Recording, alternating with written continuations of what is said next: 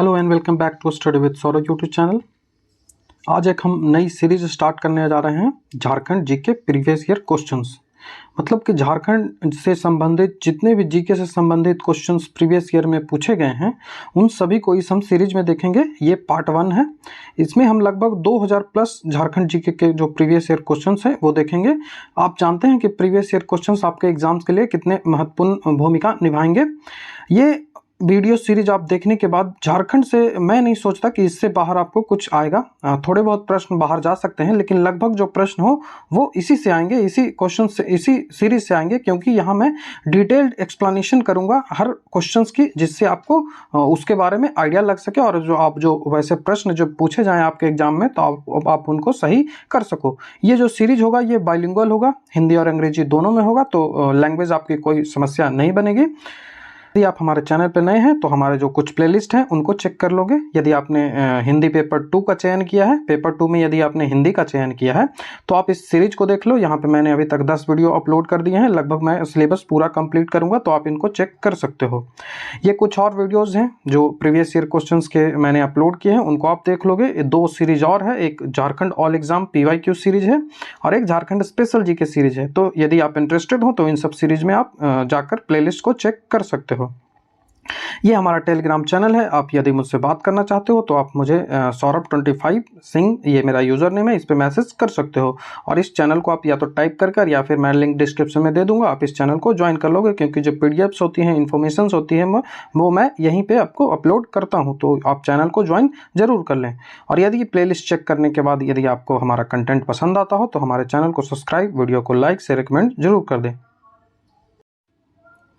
तो चलिए आज वीडियो की शुरुआत करते हैं। ये जो पेपर है ये 2017 में जो झारखंड SI का पेपर है वो ये है, जिसका हम पहला सेट देख रहे हैं। सेट 1 में जो झारखंड GS से संबंधित जितने भी प्रश्न पूछे गए हैं उनको हम डिटेल्ड एक्सप्लेनेशन से यहाँ चर्चा करेंगे। ठीक है, तो पहला क्वेश्चन है कि how many people have serve as the chief minister of Jharkhand since creation of Jharkhand. मतलब पूछ रहा है आपसे कि झारखंड जब क्रिएट हुआ 2000 में 15 नवंबर 2000 ईस्वी को जब क्रिएट हुआ तो उसके बाद से झारखंड में कितने मुख्यमंत्री के रूप में सेवा दिया है, कितने मुख्यमंत्री अभी तक बने हैं।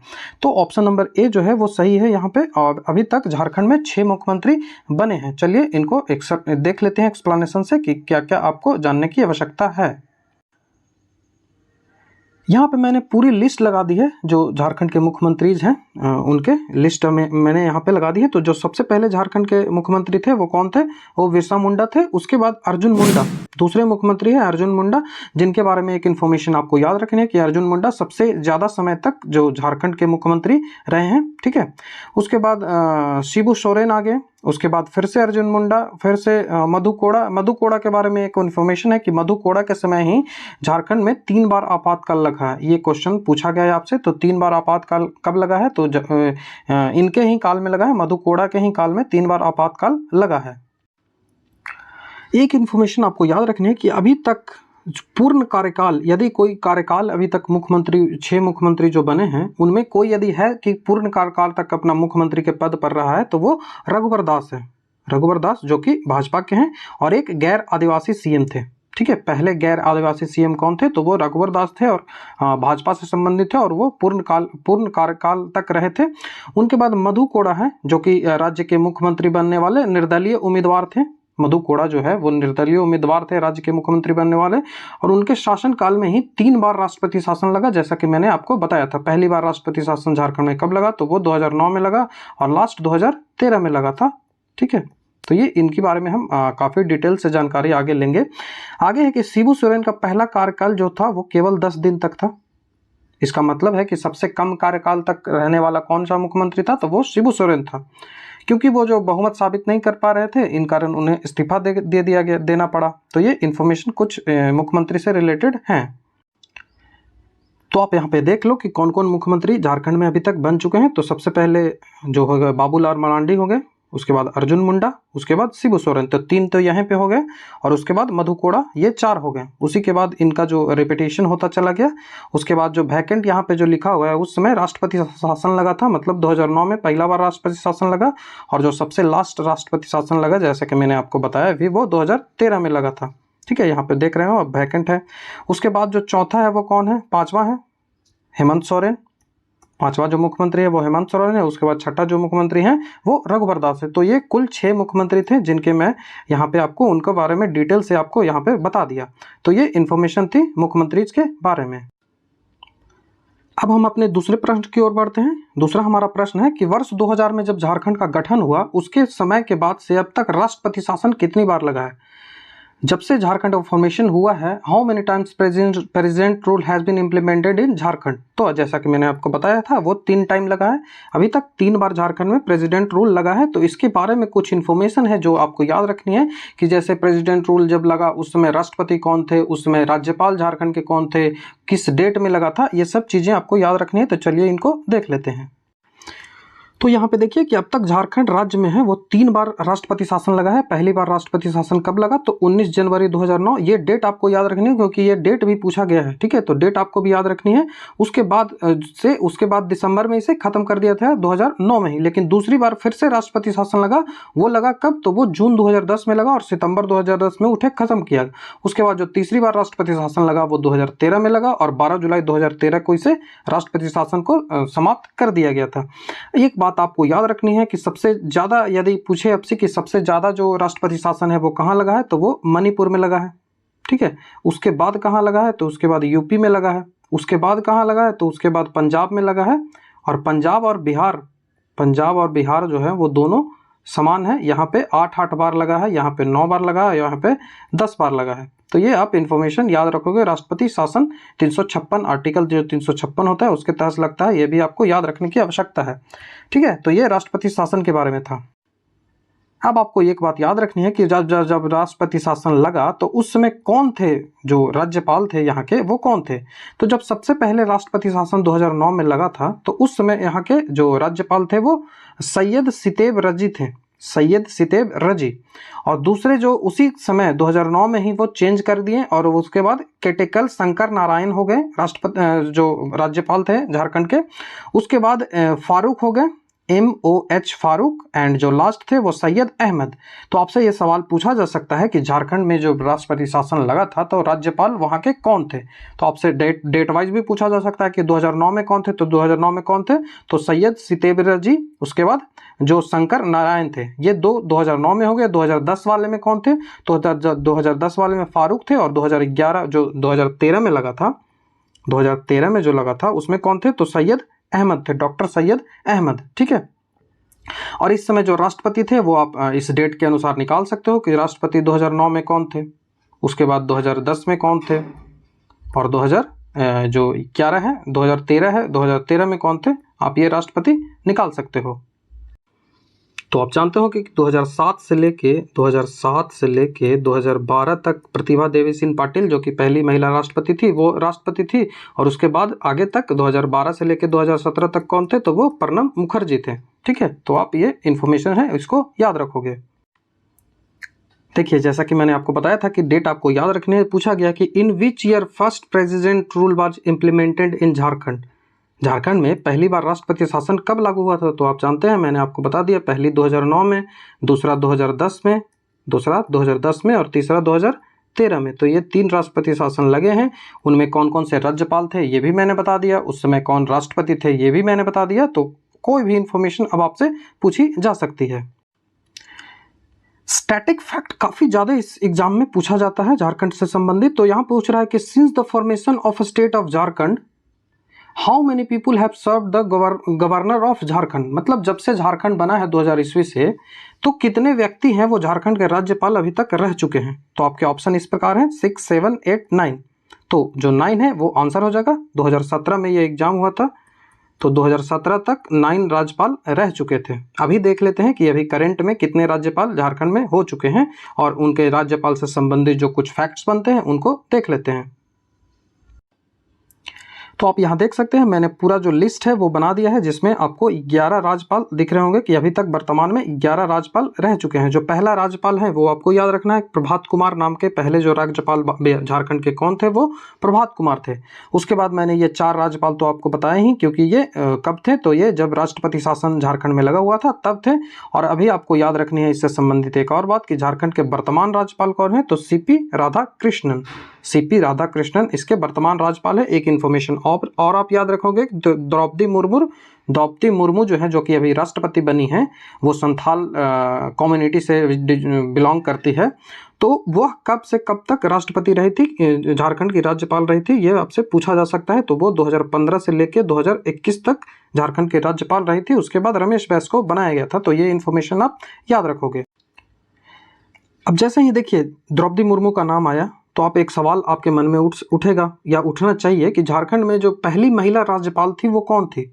झारखंड में पहली महिला राज्यपाल थी वो कौन थी, तो वो द्रौपदी मुर्मू ही थी। देखिए आपको यहाँ पे मैंने लिख के भी बता दिया है कि जो झारखंड की पहली महिला राज्यपाल या फिर सबसे लंबे समय तक जो राज्यपाल रही है, झारखंड की पहली महिला राज्यपाल या फिर सबसे लंबे समय तक राज्यपाल रही वो कौन थी, तो वो द्रौपदी मुर्मू थी। 2015 से 2021 के बीच में उसने झारखंड के राज्यपाल के रूप में कार्यभार अपना संभाला था और अभी वो भारत की राष्ट्रपति है और संथाल कम्युनिटी से वो डिजर्व करती है।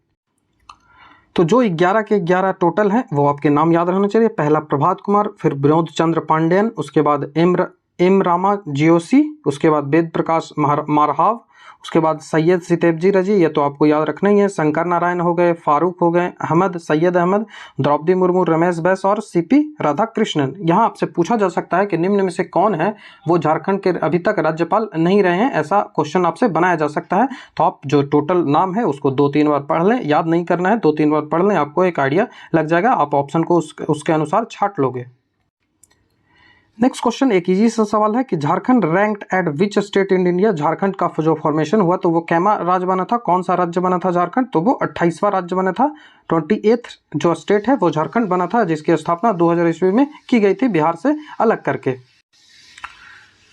तो जो नेक्स्ट सवाल हमारा है 6 नंबर सवाल है कि the formation of Jharkhand state on November 15, 2000 is also birth of which of the following personality of Jharkhand. तो आप जानते हैं कि बिरसा मुंडा का जो जयंती है उसी दिन झारखंड के जयंती दिवस को मनाया जाता है। तो ऑप्शन नंबर डी इसका आंसर होगा। बिरसा मुंडा के बारे में आप जानते हैं कि उलगुलान विद्रोह उनके द्वारा किया गया था 1899 से, जो उनका विद्रोह था जिसे बिरसा मुंडा विद्रोह या फिर उलगुलान विद्रोह। उलगुलान का मतलब होता है महान विद्रोह या फिर महान हलचल होता है।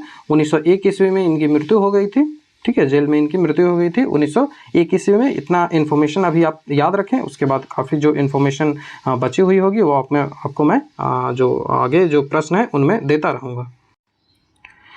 नेक्स्ट आपसे पूछा रहा है कि who was the architecture of राज्य भवन ऑफ झारखंड। झारखंड का जो राज्य भवन है उसके आर्किटेक्टर कौन थे, उसको बनाने वाले जो डिजाइनर थे वो कौन थे, तो वो डिजाइनर थे सदालो ब्लेयर्ड, ठीक है, सदालो ब्लेयर्ड वो जो डिजाइनर थे। ऑप्शन नंबर ए इसका आंसर होगा। तो जो झारखंड जो राज्य भवन है ये ऑफिशियल रेसिडेंट है गवर्नमेंट ऑफ झारखंड का। ये कहाँ है, तो ये रांची में है, क्योंकि झारखंड की जो राजधानी है वो रांची है, जिसको सिटी ऑफ वाटरफॉल भी कहा जाता है। ये आप याद रखें कि रांची को सिटी ऑफ वाटरफॉल कहा जाता है। अभी जो यहाँ के जो गवर्नर है वो कौन है, तो सीपी राधाकृष्णन, ये आपको मैंने बता दिया। और जो स्टेट के मिनिस्टर है वो कौन है, वो हेमंत सोरेन है, ठीक है।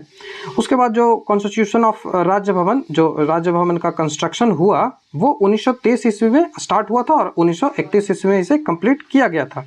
जो आर्किटेक्चर ऑफ राज्य भवन है वो मैंने आपको यहाँ पे लिख के भी बता दिया है, साडलो बलाड, ठीक है। और वही चीज़ें हैं, इनमें कई सारे भवन आते हैं, जैसे अकबर गार्डन आता है, नक्षत्र बना आता है, ये सब सारी चीज़ें यहाँ पे आपको इन्फॉर्मेशन दी गई है। आपको जब मैं PDF प्रोवाइड करूँगा तो आप उन्हें देख लोगे। ये वही चीज़ें मैंने यहाँ पे हिंदी में भी लिख दिया है, इंग्लिश में भी लिख दिया है, तो आपको कोई भी समस्या नहीं होगी, लैंग्वेज में कोई प्रॉब्लम नहीं होगी, ठीक है। तो झारखंड जो आर्किटेक्टर है ये तो सवाल हो गया। उसके बाद जब हम 8वां सवाल देखते हैं अपना कि झारक्राफ्ट है, इसकी स्थापना जो की गई थी तो इसमें 4 जो रेशम पार्क की स्थापना की गई थी, 4 सिल्क पार्क स्टैब्लिश किए गए थे। तो पूछा जा रहा है कि कौन है जो झारखंड में स्टैब्लिश किया गया था, तो 4 किए गए थे, एक रांची में था। उसके बाद आपसे पूछ रहा है कि कौन सा है, तो वो गिरिडीह ऑप्शन हमारा सही होगा। ऑप्शन नंबर डी इसका सही होगा, गिरिडीह। जो झारक्राफ्ट है ये स्टैब्लिश कब किया गया था, तो ये 2006 में स्टैब्लिश किया गया था। यहाँ आप देख सकते हो कि झारखंड ये जो झारक्राफ्ट है, इसका फुल फॉर्म भी आपको याद रखना है कि Jharkhand silk textile and handcraft development corporation. क्या है? Jharkhand silk textile and handcraft development corporation है। ये जो एजेंसी है इसका एस्टेब्लिशमेंट गवर्नमेंट ऑफ झारखंड के द्वारा किया गया था 2006 में।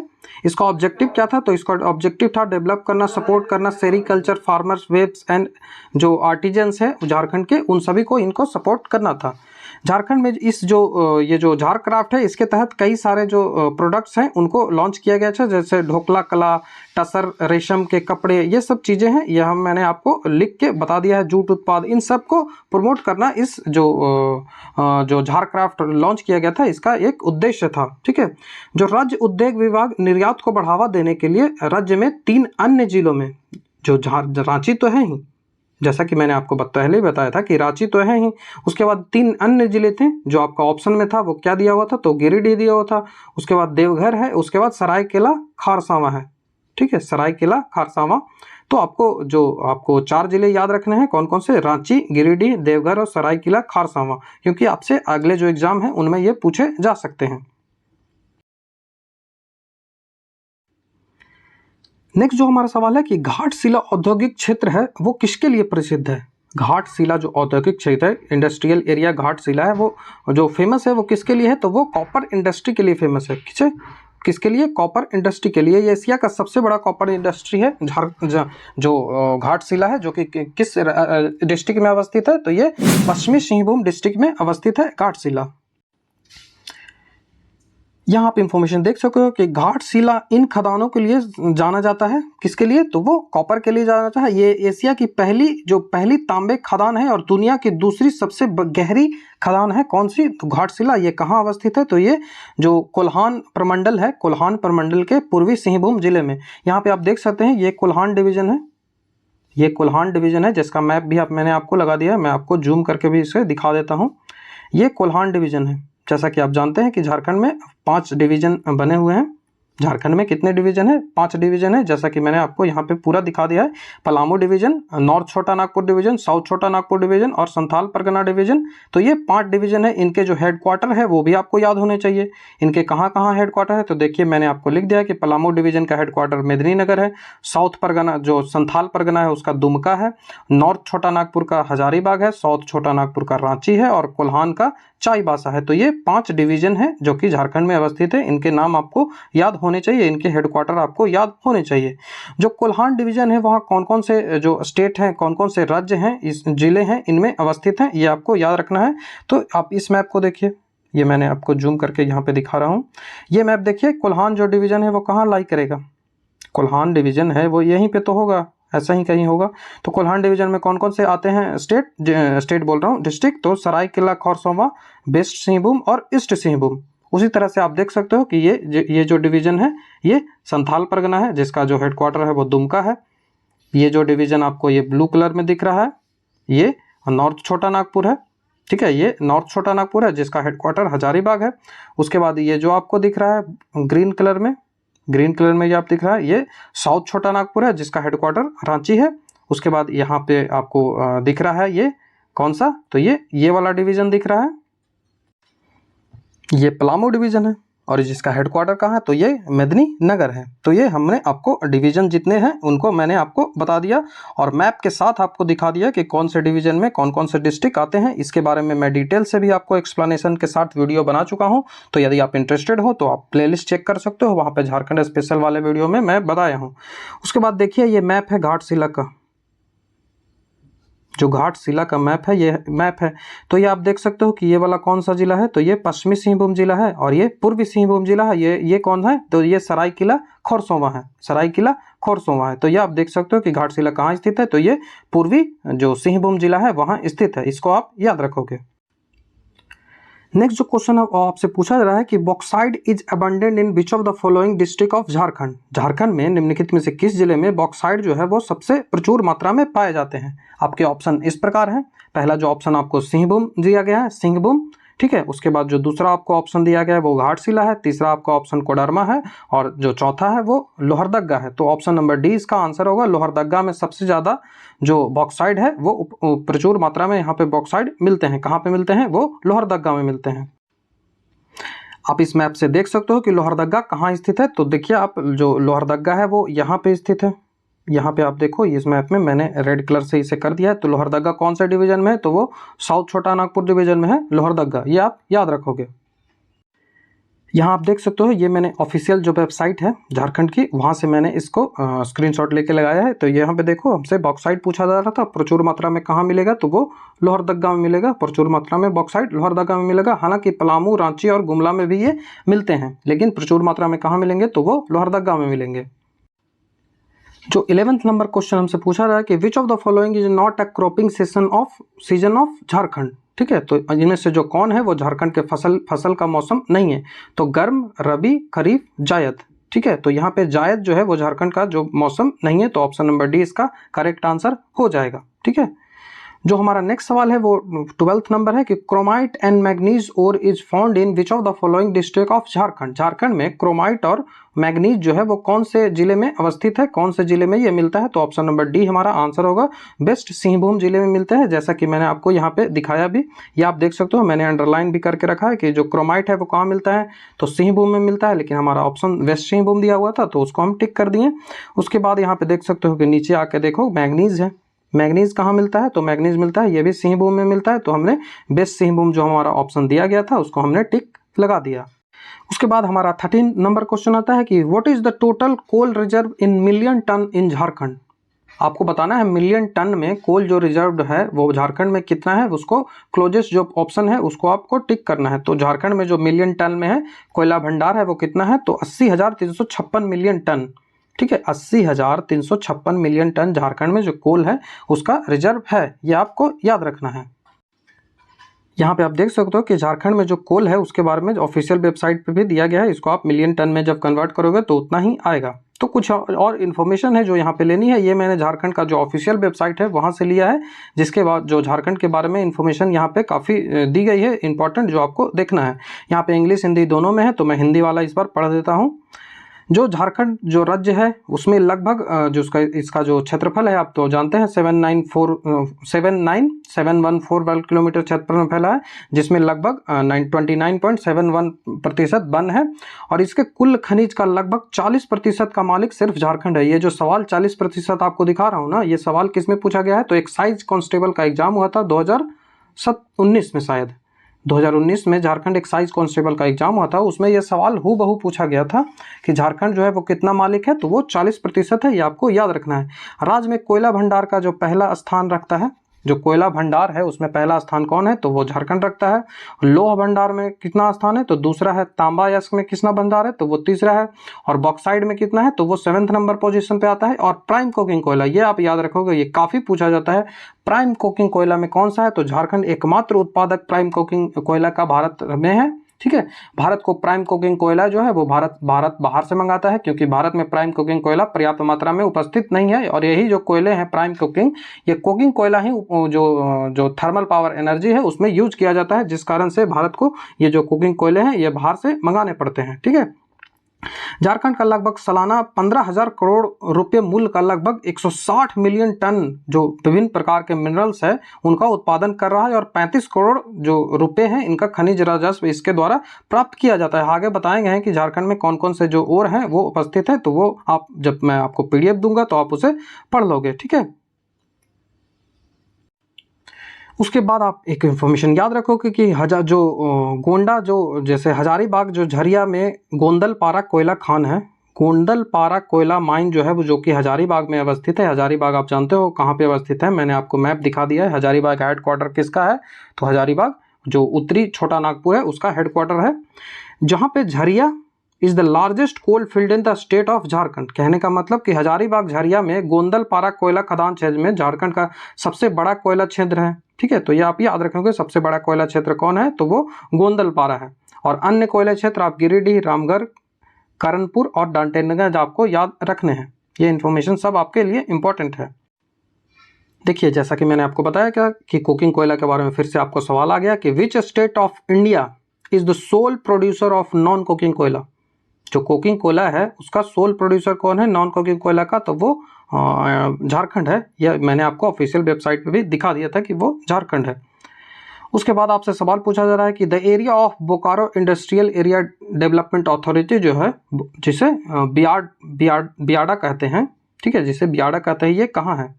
तो वो जैसा कि मैंने आपको मैप में भी दिखाया था कि कहाँ है, तो वो जो उत्तरी छोटा नागपुर जो कमीशन है उसमें है, उत्तरी छोटा नागपुर। आपको फिर से मैं मैप दिखा देता हूँ। ये झारखंड का मैप है, आप इसे देख लो। आपको बोकारो कहीं दिख रहा है? आपको देखिए मैं दिखाता हूँ, ये नॉर्थ छोटा नागपुर है। मैं जूम करके दिखाता हूँ, ये नॉर्थ छोटा नागपुर डिवीज़न है। अब इसी को मैं आपको इस स्थिति में इसमें दिखाता हूँ, नॉर्थ छोटा नागपुर, ठीक है। यहाँ पे आप देखिए ये नॉर्थ छोटा नागपुर है। तो यही कमीशन आपसे पूछा जाएगा कि बोकारो जो है, ये देख रहे हैं आप बोकारो यहाँ पे, तो बोकारो पूछा गया था कि कौन कमिश्नरी में है। बोकारो जो इंडस्ट्रियल डेवलपमेंट जो अथॉरिटी है वो कहाँ है, तो वो नॉर्थ छोटा नागपुर में है। और ये जो साउथ छोटा नागपुर हो गया, ये वाला जो पार्ट है ये साउथ छोटा नागपुर हो गया। ये वाला जो पार्ट है ये कौन सा हो गया, तो ये कोल्हान हो गया। ये वाला जो पार्ट है वो संथाल परगना हो गया। और ये वाला जो पार्ट है वो पलामू डिवीजन हो गया। तो 5 पूरे डिवीजन है, इनको आपको एकदम रट्टा होना चाहिए, आपको ये याद होने चाहिए।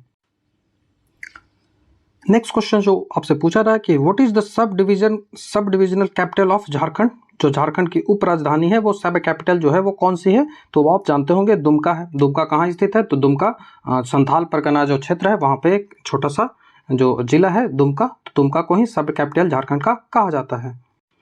और जो इसके बारे में इंफॉर्मेशन होगी मैं धीरे धीरे वीडियोज में आपको देता चला जाऊंगा। उसके बाद नेक्स्ट क्वेश्चन आपसे पूछा गया, ये करंट अफेयर उस समय का था 2015 का, कि who was appointed as CM Raghubar Das के द्वारा कौन सा जो डीजीपी हैं वो नियुक्त किए गए थे। झारखंड के DGP director general of police जो थे वो कौन हुए थे, तो हमें इस जो नया जो डेटा है उसके हिसाब से हमको देखना है। तो मैं आपको दिखा देता हूँ, ये मैंने ऑफिशियल वेबसाइट पर लिया है। तो जो झारखंड के डीजीपी कौन है, तो अजय कुमार सिंह झारखंड के डीजीपी हैं। ये आपको याद रखना है कौन है, अजय कुमार सिंह, ठीक है, अजय कुमार सिंह आपको याद रखना है। उसके बाद जो हमारा नेक्स्ट क्वेश्चन है, नेक्स्ट क्वेश्चन पूछा जा रहा है कि what is the number of Jharkhand among state of India which gave the pension to the revolutionary of Jharkhand state JP movement. जो जेपी मूवमेंट हुआ था, जिसे जेपी आंदोलन या संपूर्ण क्रांति भी कहा जाता है, जेपी आंदोलन या संपूर्ण क्रांति भी कहा जाता है। संपूर्ण क्रांति जो सवाल था ये बिहार दरोगा के प्री में पूछा गया था, तो आपको यदि याद होगा, यदि आपने दिया होगा तो आपको ये याद होगा कि बिहार दरोगा का प्री में संपूर्ण क्रांति पूछा गया था। तो झारखंड जो है वो सेकंड स्टेट बना था, दूसरा स्टेट बना था। जेपी आंदोलन के बारे में कुछ इन्फॉर्मेशन है जो आपको याद रखनी है। यहाँ पे मैंने इंग्लिश और हिंदी दोनों में लिख दिया है, ठीक है, तो लैंग्वेज आपको कोई प्रॉब्लम नहीं होगी।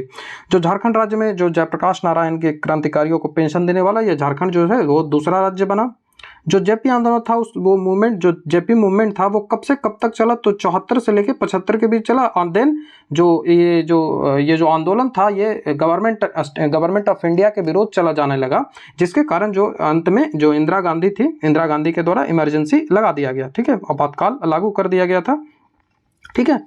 तो ये इसमें बिहार में लगभग जो बिहार का जो क्षेत्र था, बिहार लेजिस्लेटिव असेंबली ये अडॉप्ट किया। इसमें क्या क्या चीज़ें किया जाते थे, तो ये प्रोटेस्ट मार्च किया जाता था, स्ट्रीट प्रोटेस्ट किया जाता था, स्ट्राइक किया जाता था, हंगर स्ट्राइक किया जाता था, राइट किया जाता था। ये सारे जेपी आंदोलन के समय होते थे। मतलब भारत या पूरा बिहार उस समय काफ़ी अस्थिर था। उसके बाद पूरा भारत कह सकते हो अस्थिर था। उसके बाद इमरजेंसी लगाई गई थी, जो इंदिरा गांधी है उसके द्वारा इसके बाद इमरजेंसी लगाई गई थी।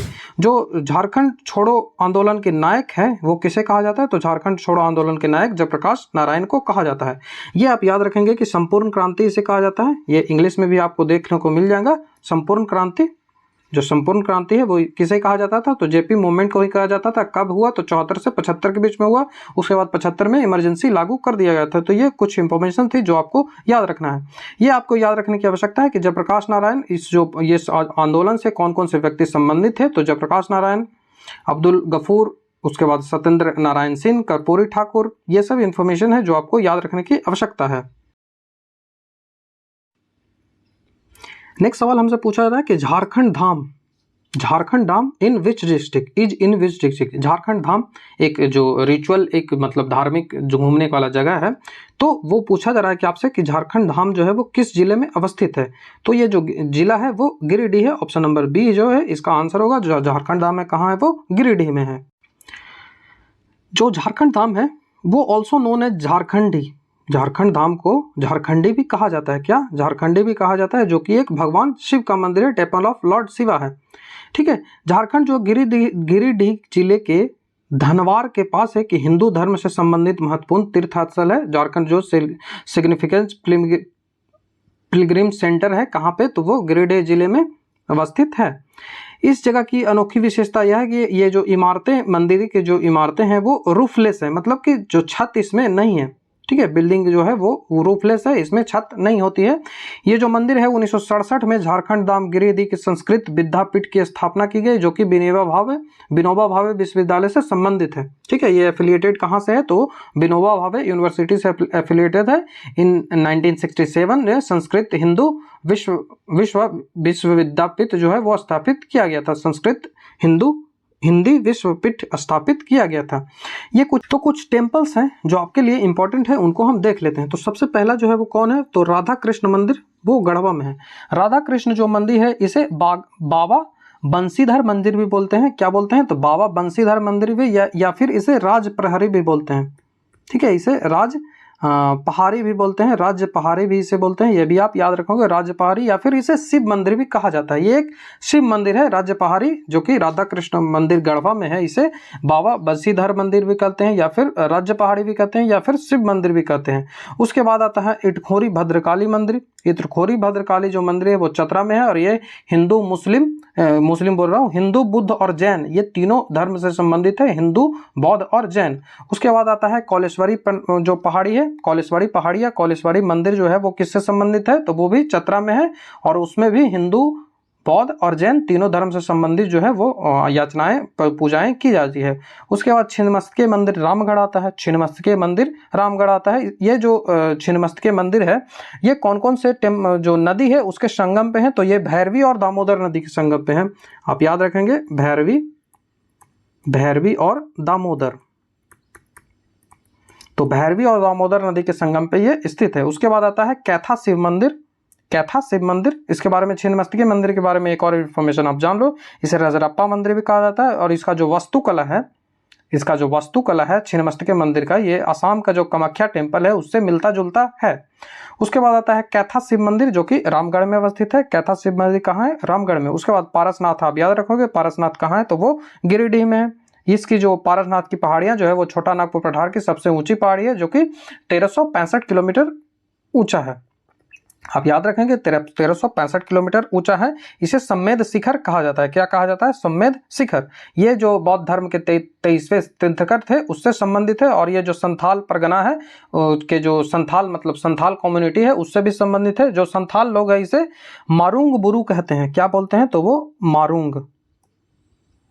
मारुंग बुरु इसे कहते हैं। तो ये आप याद रखोगे, जो संथाल परगना के लोग, या फिर जो कि जिसका मतलब होता है, जो मारुंग बुरु है इसका मतलब क्या होता है, तो इसका मतलब होता है पहाड़ी देवता। ठीक है, पहाड़ों के देवता या पहाड़ी देवता। उसके बाद बाबा बासुकीनाथ आता है, जो कि दुमका में अवस्थित है। और सबसे इंपॉर्टेंट बाबा बैद्यनाथ धाम आता है, जो कि देवघर में अवस्थित है। ये जो भगवान के शिव के जो 12 ज्योतिर्लिंग है उनमें से संबंधित है बाबा बैद्यनाथ धाम, जो कि और जो 51 शक्तिपीठ हैं भारत में उनसे भी ये बिलोंग करता है। तो ये जो 12 ज्योतिर्लिंग में भी आता है और 51 शक्तिपीठ में भी आता है। उसके बाद बाबा बासुकीनाथ जो है वो दुमका में है। उसके बाद मुल्टी मंदिर कहाँ है, तो वो भी दुमका में ही अवस्थित है।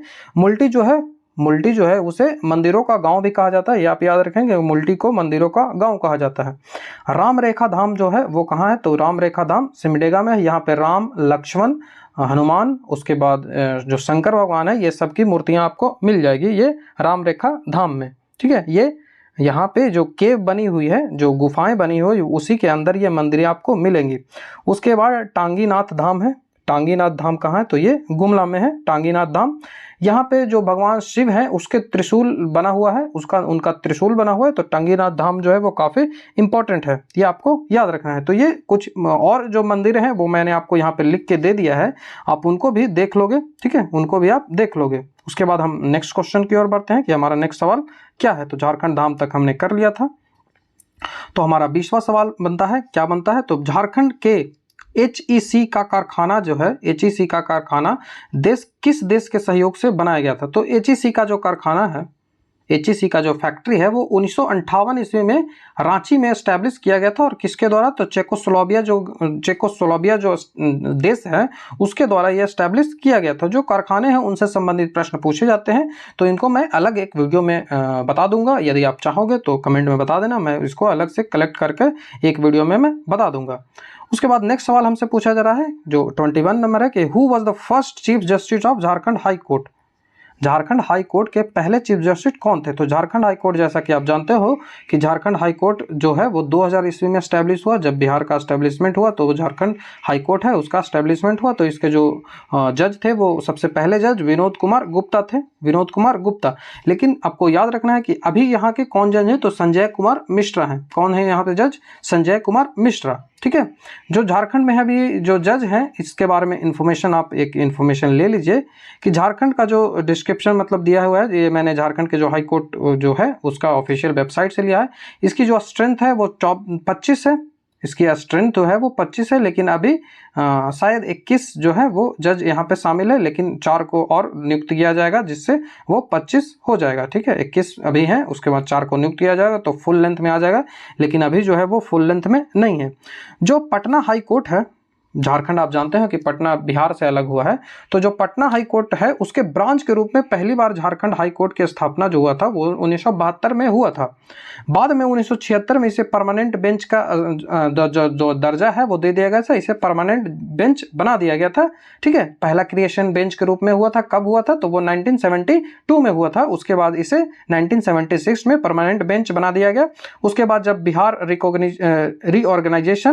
रीऑर्गेनाइजेशन एक्ट बिहार जब 2000 में एस्टैब्लिश हुआ, उसके बाद झारखंड का एक अलग हाई कोर्ट बन गया जो कि रांची में अवस्थित है। और इसका जो स्ट्रेंथ है इसके बारे में मैंने आपको बता दिया, 25 जज इसमें हैं। और अभी तक कितने जज इसमें अपॉइंट हो चुके हैं? तो अभी इसमें 21 हैं, 25 अभी पूरे नहीं हुए हैं। ठीक है, नेक्स्ट सवाल हमसे पूछा जा रहा है कि किस देश के सहयोग से रांची में फाउंड्री फ्रोज संयंत्र कारखाना, फाउंड्री फ्रोज जो कंट्रोलर फैक्ट्री है वो एस्टैब्लिश किया गया था? तो ये चेकोस्लोवाकिया जो है उससे ही सब किया गया था, तो वो ऑप्शन नंबर जो बी है उसका आंसर होगा चेकोस्लोवाकिया। उसके बाद जो हमारा नेक्स्ट सवाल है कि झारखंड का राज्य चंदीला जल विद्युत परियोजना जो है, in Jharkhand state Chandila hydro power scheme है वो किस रिवर पे अवस्थित है? तो वो स्वर्णरेखा रिवर पे अवस्थित है। आप जानते होंगे कि स्वर्णरेखा एक बहुउद्देशीय परियोजना है। ठीक है, इससे कई सारे कार्य जो है वो किया जाता है। तो स्वर्णरेखा नदी पे कई सारे जो बांध है और कई सारे जो विद्युत पावर जो है वो बनाए गए हैं। तो उन्हीं से एक सवाल था कि स्वर्णरेखा पे कौन सा है? तो चांदिल जो हाइड्रो पावर जो स्कीम है वो कहाँ है? तो वो स्वर्णरेखा में है। को कुछ बातें हैं जो याद रखनी है। जो स्वर्णरेखा नदी है, तो स्वर्णरेखा नदी पर स्वर्णरेखा परियोजना बनाई गई, स्वर्णरेखा बहुउद्देशीय परियोजना बनाई गई जो कि 1982-83 में स्टार्ट हुआ था। स्वर्णरेखा बहुउद्देशीय परियोजना है वो कब स्टार्ट हुआ था? तो 1982-83 में। इसके लिए कौन जो लोन दिया था? तो लोन इसके लिए वर्ल्ड बैंक दिया था, ये आपको याद रखना। इसके लिए लोन कौन दिया था? तो वर्ल्ड बैंक दिया था। और 1982 एंड 83 में ये स्टार्ट हुआ था। टाइप भी कर दिया है कि स्वर्णरेखा बहुउद्देशीय जो परियोजना है उसमें 2 डैम बनाए गए हैं, एक चांडिल एक गालू डीह। उसके बाद 2 डैम खरकई नदी पे बनाया गया है जो कि इसकी सहायक नदी है। एक ईचा डैम है जो कि चाईबासा में स्थित है और दूसरा गजिया डैम है जो कि जमशेदपुर में स्थित है। और इस पे एक जल विद्युत परियोजना भी है, हुंडरू जलप्रपात। हुंडरू कहाँ है? तो 42 किलोमीटर दूर है पूर्व में, किससे? रांची से। ठीक है, जब हुंडरू जलप्रपात की चर्चा हो ही गई है तो कुछ जो जलप्रपात इंपॉर्टेंट झारखंड से हैं उनको याद रखना है जिला वाइज। तो हुंडरू जलप्रपात कहाँ है? तो रांची में है। दसम जलप्रपात कहाँ है? तो वो भी रांची में है। जोनहा या गौतम धारा कहाँ है? तो वो भी रांची में है। तुरुज प्रपात कहाँ है? रांची में है।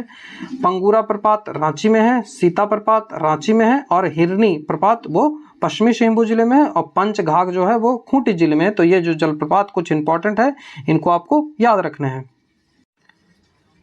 नेक्स्ट जो हमारा सवाल है कि which place in Jharkhand is also known as queen of Chota Nagpur. छोटा नागपुर की रानी जो है वो किसे कहा जाता है? तो छोटा नागपुर के नारी नेतरहाट को कहा जाता है। ऑप्शन नंबर जो बी हमारा आंसर हो जाएगा इसका, नेतरहाट। यहाँ आप देख लो, मैंने चीज़ों को टाइप कर दिया है कि क्वीन ऑफ जो छोटा नागपुर है वो नेतरहाट है जो कि लातेहार डिस्ट्रिक्ट में स्थित है। लातेहार डिस्ट्रिक्ट कहाँ आता है? तो छोटा नागपुर जो साउथ छोटा नागपुर है डिवीजन उसमें लातेहार डिस्ट्रिक्ट आता है। जो फर्स्ट प्लांट जो इंडस्ट्रियल सिटी था वो कौन था, तो वो जमशेदपुर था। झारखंड का फर्स्ट प्लांट जो इंडस्ट्रियल सिटी था वो जमशेदपुर था। जमशेदपुर को पिट्सबर्ग ऑफ इंडिया भी कहते हैं, और इंडियन जो इंडस्ट्रियल कैपिटल है भारत का उसे जमशेदपुर को ही कहा जाता है।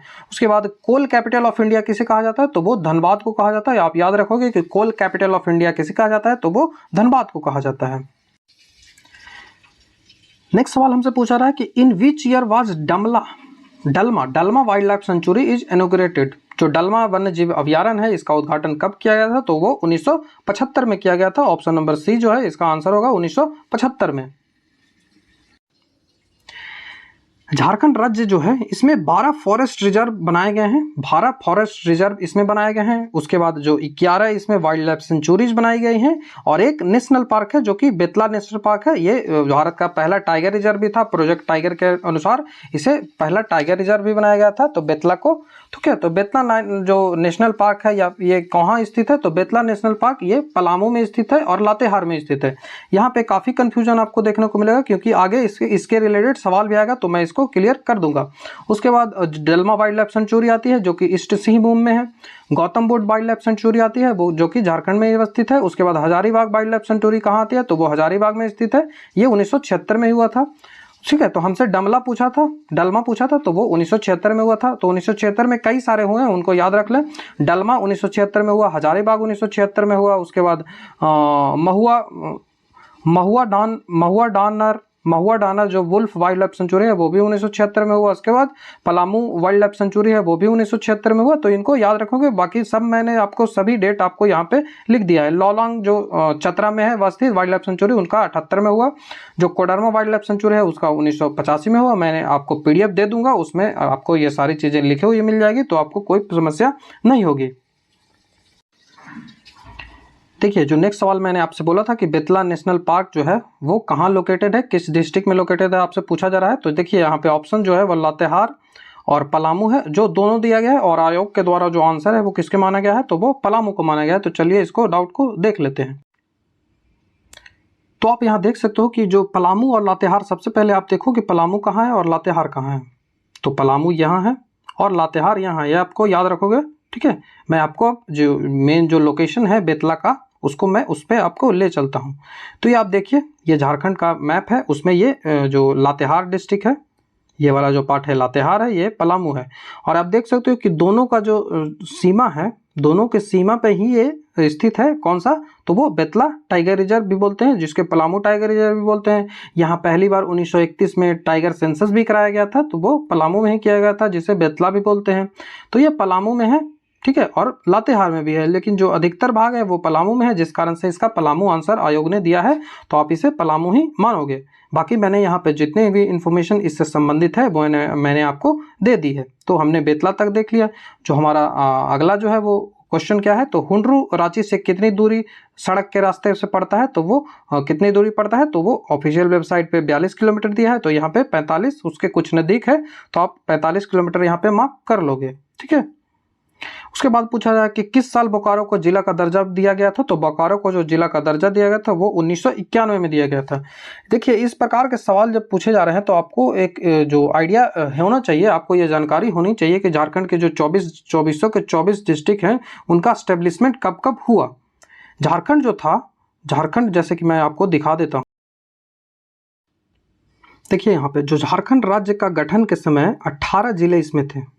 झारखंड राज्य का जब 15 नवंबर 2000 को गठन हुआ था तो उसमें 18 जिले यहाँ पे थे। उसके बाद कौन कौन से जिले हैं ये आप पढ़ लोगे। और उसके पहले जब झारखंड में बिहार मिला हुआ था तो उस समय कौन कौन से जिले का क्रिएशन हुआ ये भी आपको जानकारी लेने की आवश्यकता है। लेकिन पहले हम पढ़ लेंगे कि कौन कौन से जिले आपसे जो झारखंड के बनने के बाद बना। ठीक है, तो 18 जिलों के साथ झारखंड बना था, ये आपको याद रख लेने की आवश्यकता है, 18 जिले। उसके बाद 2001 में जो कई सारे जिले बनाए गए हैं 2001 में, और उसके बाद कई सारे जिले 2007 में बनाए गए हैं। तो 2001 में जो है वो 4 जिले बनाए गए थे। 2001 में कितने जिले बनाए गए थे, तो वो 4 जिले बनाए गए थे। पहला लातेहार था जो पूर्वी पलामू था, पलामू से अलग करके लातेहार बनाया गया था।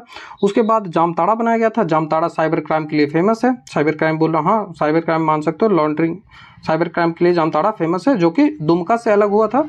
सिमडेगा है वो कि जो कि गुमला से अलग हुआ था, ये भी 2001 में हुआ था। और सरायकेला खरसोवा जो है वो पूर्वी जो पश्चिमी सिंहभूम जिला है, पूर्वी पश्चिम में, उससे अलग हुआ था। उसके बाद खूंटी आता है, ये दोनों है जो 2007 में हुए थे। खूंटी 2007 में रांची से अलग हुआ। उसके बाद जो रामगढ़ है वो हजारीबाग से अलग हुआ, ठीक है, 2007 में हुआ। तो ये झारखंड की अवस्थिति उस समय थी।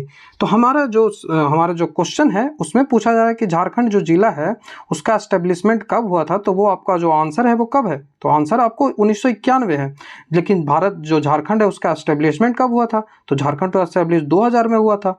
लेकिन हमसे जो उससे पहले के भी सवाल पूछ दिए जा रहे हैं कि जो झारखंड का जो जिला है बोकारो, उसको जिला का दर्जा कब दिया गया था, तो वो 1991 में हुआ था। तो आपको इससे पहले भी जितने जिले के दर्जे दिए गए हैं उनको आपको यहाँ पे याद रखने की आवश्यकता है, ठीक है। तो देखिए ये इन्फॉर्मेशन है अबाउट डिस्ट्रिक्ट बोकारो के बारे में, ये मैंने ऑफिशियल वेबसाइट से निकाला है। तो इसका क्रिएशन 1 अप्रैल 1991 के हुआ था। जो बोकारो डिस्ट्रिक्ट है जो आपसे पूछा जा रहा है 1 अप्रैल 1991 के हुआ था, ठीक है। तो ये आपको आप जान लेने की पूरी आवश्यकता है कि जितने भी डिस्ट्रिक्ट बने हैं झारखंड में उनका एस्टेब्लिशमेंट कब कब हुआ था, क्योंकि बार बार पूछा जा रहा है, ठीक है। जैसे देखिए यहाँ पे भी पूछा गया 30वां नंबर जो सवाल है कि निम्नलिखित में से किस वर्ष चतरा एक अलग जिला बना था, तो देखिए 1991 यहाँ आंसर है। जो कि 2000 में झारखंड अलग हुआ, मतलब आपसे बिहार के साथ रहते हुए भी जितने जिले बने थे वो भी आपसे पूछे जा रहे हैं, तो आपको उनकी जानकारी होनी चाहिए। तो देखिए यहाँ पे डिस्ट्रिक्ट जो 24 डिस्ट्रिक्ट हैं उनमें झारखंड में जो 1991 ईस्वी में चतरा का हुआ, 1991 इसमें चतरा का डेवलपमेंट हुआ, उसके बारे में इंफॉर्मेशन है। तो यदि आप चाहोगे तो मैं 24 के 24 जो डिस्ट्रिक्ट हैं उनके एक जगह जो इन्फॉर्मेशन है उसको लाकर एक स्लाइड बनाकर मैं आपको बता दूंगा कि कौन से जिले हैं उनको कब एस्टेब्लिशमेंट हुआ। ये आपके जो विचार हैं, आपके व्यू हैं, आपके कमेंट है, उस पर निर्भर करेगा कि मैं वीडियो बनाऊंगा या नहीं। वैसे आप नहीं चाहोगे तो मेरा व्यू नहीं आएगा तो मुझे बनाने का जो कोई इसका फायदा नहीं होगा। तो बोकारो के प्रसिद्ध व्यक्ति कौन थे, 29वां नंबर सवाल है। तो लुगु बरु, आप याद रखोगे लुगु बरु, आगे जब हम इनके बारे में इंफॉर्मेशन पढ़ेंगे तो इसके बारे में आगे जान लेंगे। तो ये पूरे 30 के 30 सवाल थे, पूरे 30 के 30 झारखंड से संबंधित जो सवाल थे उसको हमने डिस्कस कर लिया। तो इस वीडियो में हमने 30 सवाल डिटेल्ड एक्सप्लेनेशन के साथ इसमें देखा। लगभग मुझे लगता है 40 मिनट के आसपास लग ही गया होगा। तो आशा करता हूँ आपको ये वीडियो पसंद आएगा।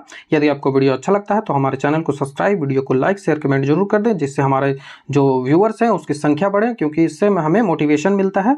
मुझे काफ़ी मोटिवेशन मिलेगा यदि व्यूअर की संख्या बढ़ेगी, क्योंकि मैं जो कर रहा हूँ, मुझे जितनी मेहनत लग रही है उसका अप्रिसिएशन होना चाहिए। तो आप चैनल को सब्सक्राइब और वीडियो को शेयर जरूर कर दें अपने दोस्तों के साथ, लाइक शेयर कमेंट जरूर कर दें। जो कमेंट है उसमें आपको बताएं कि जो वीडियो है आपको कैसा लग रहा है। हमारे चैनल पे जब नए हैं तो इन प्लेलिस्टों को भी आप चेक कर लोगे, मैंने इसके बारे में इंफॉर्मेशन आपको पहले भी बता दिया है। ये हमारा टेलीग्राम चैनल है, यदि आप इंटरेस्टेड हो तो इसे ज्वाइन कर सकते हो। वीडियो देख अब आपको चैनल पे सब्सक्राइबर बटन दिख रहा होगा, टेलीग्राम ज्वाइन करने का लिंक दिख रहा होगा, उसके बाद 2 प्लेलिस्ट दिख रहे हो। तो चलिए उन्हीं प्लेलिस्टों में आपसे मिलता हूँ। वीडियो देखने के लिए थैंक यू।